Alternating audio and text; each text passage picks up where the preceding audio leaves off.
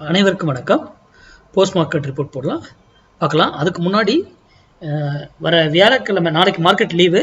வியாழக்கிழமை என்னால் intraday levels போட முடியாது, நான் கொஞ்சம் வெளியில் போகிறேன், அதனால் வியாழக்கிழமை போட முடியாது. ஓகேங்களா? சரி, இன்றைக்கி லெவல்ஸ் பார்க்கலாம். முதல்ல நிஃப்டி பார்ப்போம். நிஃப்டி என்ன சொல்லியிருந்தோம் நீ காலையில்?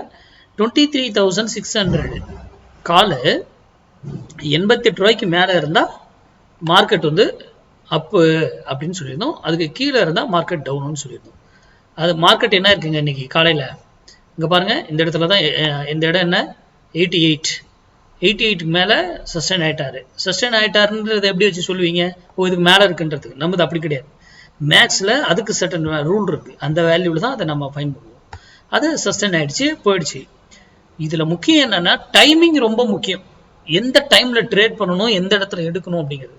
அப்போ இவர் ஏறினது இவர்தில் தான் ட்ரேட் பண்ணணுமா? கிடையாது. எனி ஸ்ட்ரைக்கில் நம்மளால் ட்ரேட் பண்ண முடியும். அதில் எந்த வேல்யூ வருதோ அதில் அதுக்கான வேல்யூஸ் வரும். அதில் நம்ம அந்த வேல்யூவில் தான் நம்ம வர்த்தகம் பண்ணுவோம்.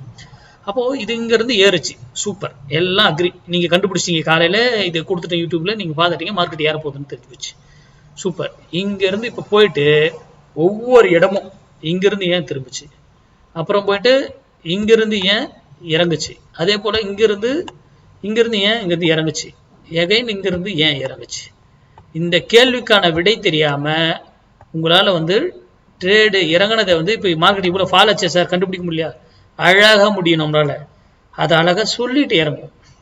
புரியுதுங்களா? இதுதான் மார்க்கெட். அப்போது இதுக்கு மேலே இருக்கிற வரைக்கும் உங்களுடைய இங்கே டிசிஷன் எடுத்தோடனே உங்களுக்கு தேவையானது ப்ராஃபிட்டை புக் பண்ணிட்டு வெளியே போயிடணும். ஏன்னா அது எங்கே இறங்காதுன்றது. ஏன்னா ஒவ்வொரு வேல்யூடும் ஸ்டெப் பை ஸ்டெப்பாக போயிட்டு ஒரு இடத்துல டிசிஷன் எடுக்கும். நான் சொல்லியிருக்கேன் இல்லையா, ஒரு இடத்துல இருந்து ஒரு இடத்துக்கு போயிட்டு அங்கேருந்து திரும்பும், எய்தர் அப்சைட் போகும் அப்படிங்கிறதெல்லாம்.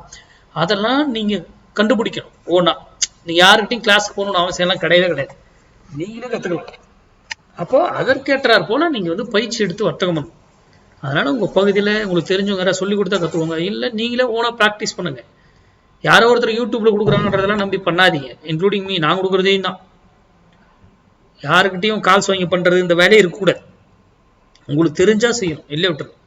சரி, இது நிஃப்டி இதாகிடுச்சு. ஃபின் நிஃப்டி இன்னைக்கு ஃபின் நிஃப்டி எக்ஸ்பைரி கூட 0 to 0 கால் கிடைக்கும், இதாகிறதுக்கு வாய்ப்பு அதிகம் அப்படின்னு சொல்லியிருந்தோம். அதுவும் அழகாக நடந்தது. அதுவும் அது ஹியூஜாகவே கிடச்சிருக்கும். கரெக்டுங்களா? இன்னைக்கு என்ன சொல்லியிருந்தோம்? 23,200 புட்டு 48 ரூபாய்க்கு கீழே இருந்தா மார்க்கெட் அப்பு.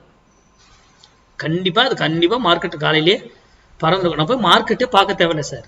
எல்லாரும் நம்ம இதெல்லாம் போய் எடுத்து போட்டு அப்படியே ஷோ பண்ணி காமிக்கலாம். இன்னும் இப்படி நடந்துருச்சு, அப்படி அதெல்லாம் எதுக்கு? பார்த்தாலே அப்படியே இங்க விடை இருந்தா அங்க விடை இருக்கும், பார்க்கவே தேவையில்லை. அப்போ மார்க்கெட் வந்து அது பறந்துருக்கும் மேல.